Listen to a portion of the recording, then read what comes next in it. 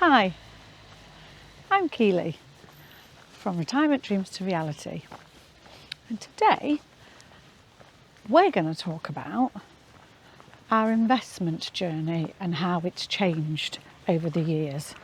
In fact, how it's changed quite drastically over the years. And this is absolutely not financial advice. We are not financial advisors. We would not give financial advice. I just think people are interested in where you started, where you are now, how you got there. And it's a little bit of I think if we can learn how to do this, then most people can. So basically, Bruce and I have been together 20 years. And for the first 10 years of our relationship, we invested nothing. Our journey was quite constant, same as most people, in terms of what we did was we both paid into a works pension and we both paid our national insurance contributions towards our state pension. And that was it. If you watch any previous videos, you'll see I didn't save at all. I was really an overspender for a long time. Bruce did some saving, but little bits of saving that might have been in an account, like a traditional savings account. I think he had a book at one time, a little book to do with like a savings account in a building society or something, but not a lot. And that's where we were. That's how we were. That was us. Like so many people, we didn't even really think about retirement that much. We didn't think about our pensions. We didn't think about investments or anything like that. And then, as I've alluded to previously, in 2014, I had a life-changing brain injury, very life-changing brain injury. And my wonderful income of 50,000 virtually disappeared overnight. My capacity to earn that type of money disappeared. My willingness to earn that type of money after a few years also disappeared because everything changed, my mindset changed. So this was in 2014. So this was, just over 10 years ago. So we spent our first 10 years doing nothing, not thinking about anything. And then from 2014, things changed. So because my earning capacity virtually disappeared, we ended up with a small settlement, and we ended up able to pay off our mortgage. But that made us realise that relying on our work pensions wasn't really going to cut it anymore because my earning capacity had changed so much. My work pensions was also going to change drastically. Now I'm just stopping to say I am in Brierley Forest Country Park. It's a lovely, lovely quiet afternoon. It's about 20 degrees. Such a really nice area. I don't think this one's a disused pit. I don't think this is on old pit ground, but I may be wrong. And I'm just going to go and look at that, that's just lovely. I'm just going to go and take a seat at the top of that hill and carry on this conversation. So that's when, because we got a small settlement, we decided, and because my earning capacity had changed so much, we decided that we needed to change. We needed to think about our future. We didn't particularly know what might happen with me in the future, so we also really started to think about retirement and how we might want to finish work as soon as we could, really. Because as I've said before, when you've had a life-altering injury, it just makes you take stock of things. So I did lots and lots of research at this point, and I decided to get a financial advisor. And that's what we did. We decided to get a financial advisor. I think it was about 2016-17. It took us a few years to get a settlement, and it took us a few years to get our act together in terms of what we were going to do. And we invested a lump sum each with our financial advisor. And at the same time, with a mortgage, we bought a rental property with the idea that as my work pension had been decimated, as people have alluded to actually in our comments, a local government pension, a local government pension, a teacher's pension, they used to be amazing. They're still very good. A defined benefits pension is a very good pension to have. Well, I knew that mine was going to change beyond recognition because at the time I was looking at promotions. Just before my brain injury, I was looking at promotions. I was looking at, taking this career for a long time, which would have meant a very good retirement pension. But that had all gone. So we were trying to future-proof our financial situation. So we bought the rental. We had a mortgage on it, but the income would pay off the mortgage, which we thought with quite a bit more. That didn't happen in reality, but that's what we did. We decided to, 1, buy the rental, and 2, invest some money with a financial advisor. And that was in 2017. And then that really is where everything stopped, because we didn't do anything again for another 4 or 5 years. So basically from 2017-18 to 2022, we did nothing. And by that I mean we didn't add to our investments, we didn't change anything, we didn't move anything around.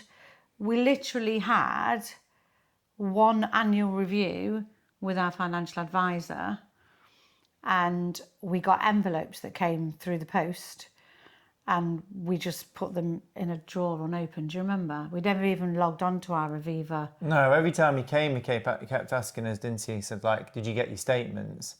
And we'd say, yeah, we got them, but we literally just put them in the poof and left them, didn't we? Because we basically went in with the intention, and we said this to him, that we would just leave it for 10 years, wouldn't we? Yeah, that was the plan. We were just going to leave it there. It was good having that attitude that you weren't checking it every 2 minutes, but not checking it at all for 4 years. Yeah, it was a really bad thing. Not adding to it, Yeah. Please remember, if you're enjoying this video, or even if you're not, please help by liking and subscribing. Like and subscribe. We had a meeting with him. One thing he did say to us, now when you don't know, then you take everything as positive, I suppose. So one thing he did say to us was, the reason I use Aviva is because they watch the market. So you have somebody managing your portfolio and moving around, buying and selling stocks all the time. Yeah. So if a stock looks like it's going to drop, he will sell it and buy you a better stock. But we didn't really get it, did we? It wasn't. But in the end, what that meant was we got charged every time. Yeah, every time they did that, we were paying a fee. As well as their fee. As well as the other fees on top. So I'm going to go on a bit of a tangent.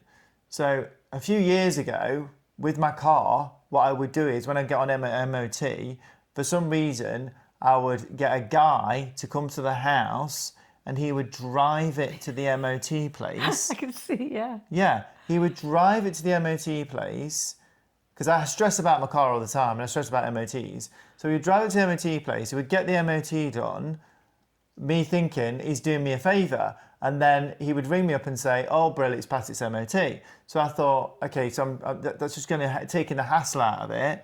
But what was happening is that, yeah, he would drive it to the MOT place, they would look at it, and then if there was an issue with it, I would then myself have to then go and sort out and get it fixed and get it sorted. And then I would then give it to him, who would drive it again back to MOT. And I was paying him a fee. Well, because he was driving your car. To literally drive my car to an MOT service. And I know this sounds a bit weird, so the reason I'm saying this is because that was kind of the same thing. We paid the financial advisor to take our money, who then gave it to another company, Aviva, who then bought and sold shares, which was charging us money to do the same thing. Yeah. So it was like...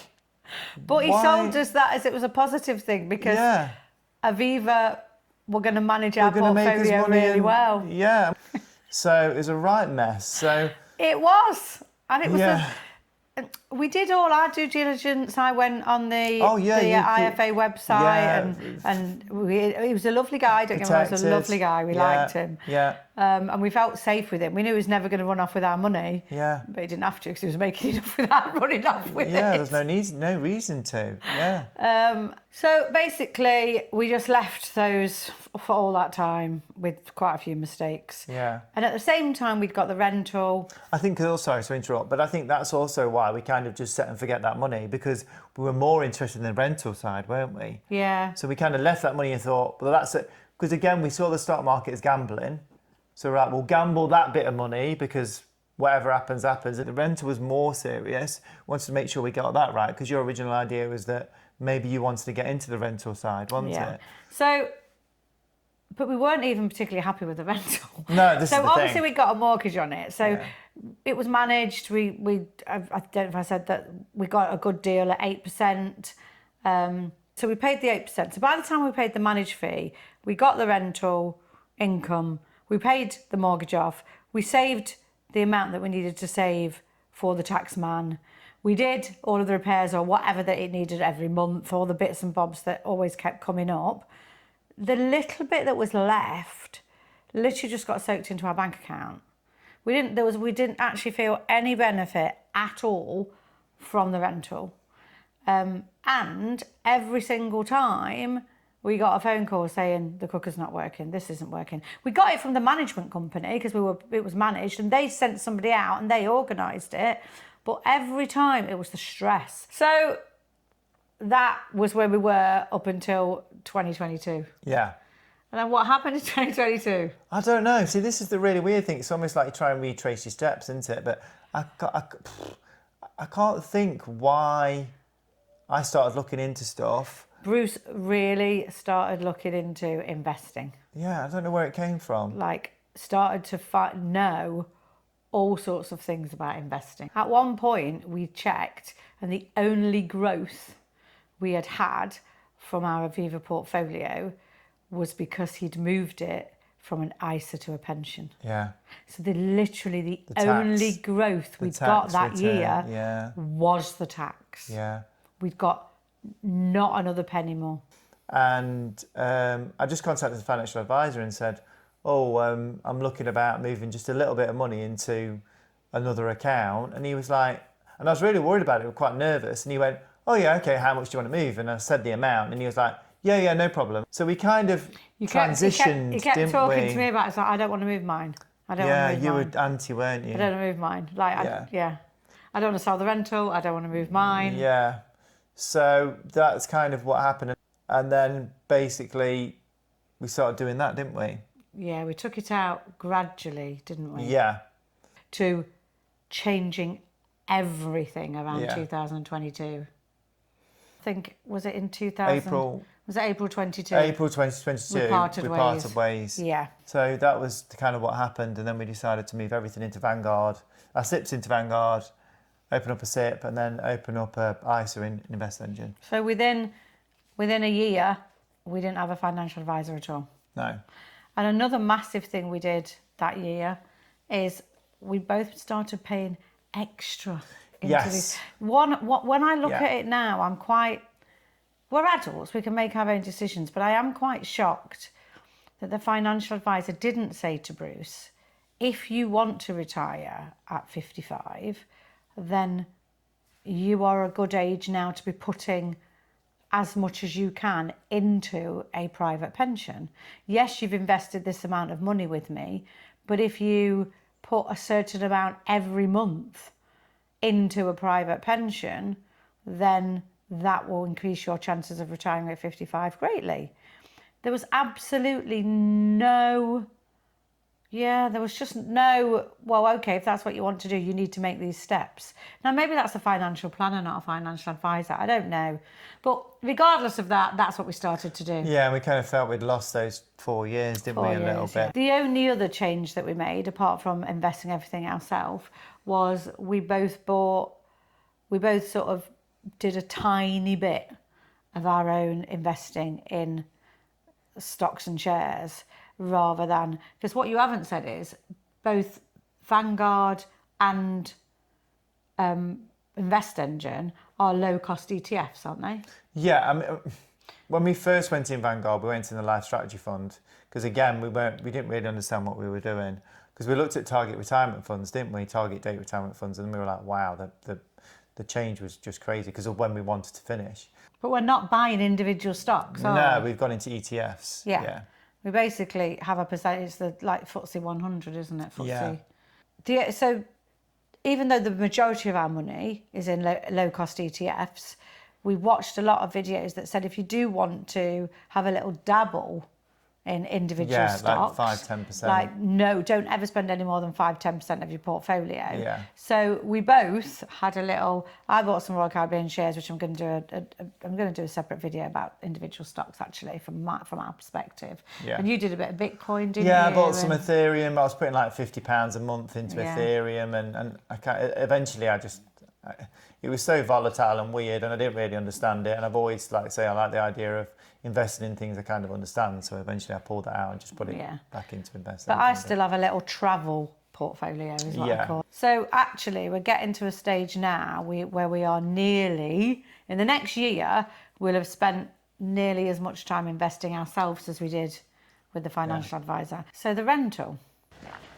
So then, once Bruce gained all of this knowledge in around 2022, that's when we also decided to sell the rental. Now, Bruce wanted to sell the rental like straight away in 22, but I didn't want to. We had good tenants and I just felt like it wasn't fair. I think she was pregnant actually. And I was like, no, we can't do that. So there was a little bit of resistance there.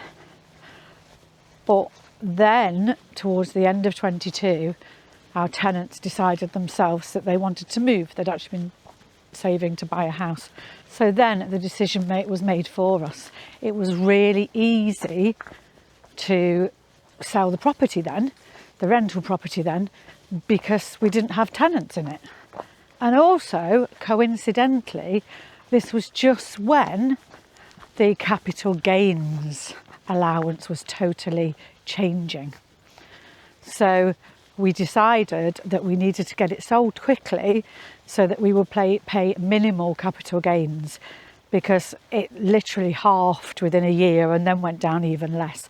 I can't remember the figures now, but I do remember saying to the estate agent, we will be pulling out of this deal if it is not sold before the 4th of April, because we knew we'd got to get it sold before the capital gains changed, and we knew we wanted to get a certain amount of money in before the end of the financial year, and then another amount of money in our ISAs at the start of the next financial year. But the biggest thing was getting in before the capital gains. So as I think I mentioned earlier, that the rental didn't feel that successful, but it did actually turn out to be quite successful, because we owned it from 2017 to 2023. I think it was sold April 23, and we were able, from the profit the property made after paying all the capital gains and paying all the fees and paying everything that you have to pay, we actually ended up with not only the money that we'd originally invested, but we were able to give my son a small, decent amount of a deposit for his first home in America. So, and that felt really, really good. That yes, we ended up with exactly the same money that we'd invested in the first place, Obviously it wasn't the same because of inflation, but to us that was okay. So we ended up with exactly the same money that we'd invested in the first place, and were able to give Lewis a deposit for his first home. And if any of you have ever read the book How to Die with Zero, or seen our video about how to die with zero. Experiences make memories. Memories stay with you forever, and they pay you back. Every time you think about them and you smile, those memories pay you back. That's exactly the type of thing that we wanted to do. We wanted to give Lewis the money when he needed it, for what he needed now, rather than wait till he was retired. So that felt really, really good. And that was a really nice way to end that investment. So all those changes took place in sort of 22, 23, and then we didn't really change a lot until recently, did we? Yeah, so I moved my Vanguard to everything to Invest Engine. That's really recently, isn't it? Yeah, and you moved yours later. And one of the big things is because you got a phone call from Vanguard, didn't you? Yeah. Saying like, why did you move? Why did you leave? And you gave some really good answers, didn't you? Well, the Vanguard app was really not very good. And the costs are a little bit higher. I think one of you spoke about was all the factors that when you were getting the money, your tax return, then it wasn't reinvesting it. Because we always reinvest the dividends, we always reinvest the tax back. So what you're having to do is every so often, I'm having to go in. you have to go in and then go through the thing and put it all in, and it was an absolute pain in the backside, wasn't it? Tottling along, and we don't think we'll really be making any more changes. I don't put anything now into my pension. I was paying a little bit every month. My SIP, I don't at the moment. And you invest, you're putting a lot on. Yeah, I put in a sizable amount each month, and then each time I get a pay rise, I put a little bit more in each month. So that's the plan for the next 3.5, 4 years. So we think we worry that we lost 3.5, 4.5 years. But we could have lost a hell of a lot more. We could if we'd have stayed with the 10 years. I honestly don't. I think we'd have made a loss. If we'd have stayed 10 years, paying 2% fees, with a 50-50 portfolio, I'm not sure where we would have been. I'm not sure we'd have come out with. And we definitely wouldn't have been retiring. I think the financial advisor was right when he said you won't be able to. You can't retire at 55. I think if we'd have stayed, not investing any more money at all, putting anything into SIPs, not even looking at it, 2% for a financial advisor and Aviva, 50-50. He was right. I don't think we would have been. Yeah, we wouldn't have been retiring. So it's a good job. So even though we lost those 4 years, we could have lost 10. Hopefully that gives people sort of a flavour. Yeah. Once again, it's definitely not financial advice. I suppose if anybody takes anything from this, it is 1, you can absolutely grow your financial knowledge. Yeah. 2, don't bet on individual stocks and shares unless you really want to lose all your money. We're not financial advisors, but everybody says that individual stocks and shares are the biggest risk ever. Yeah. The biggest. And 3, costs. Yeah. Costs will massively impact on your profits, massively. Yeah. And I suppose the 4th one is look at your risk profile. Yeah. How have you reacted to the market? How have you got on? Yeah. Yeah, maybe you do need to. I think the big one at the minute is if you can cope with the lows, then the highs are going to be great. Yeah. If you can't cope with the lows, then you're not going to get as good a highs a lot of the time, and you need to stick in the middle. So yeah, it's worth thinking about. But yeah, no, it's good. Thank you for listening. So, that's retirement dreams to reality. Thank you for watching.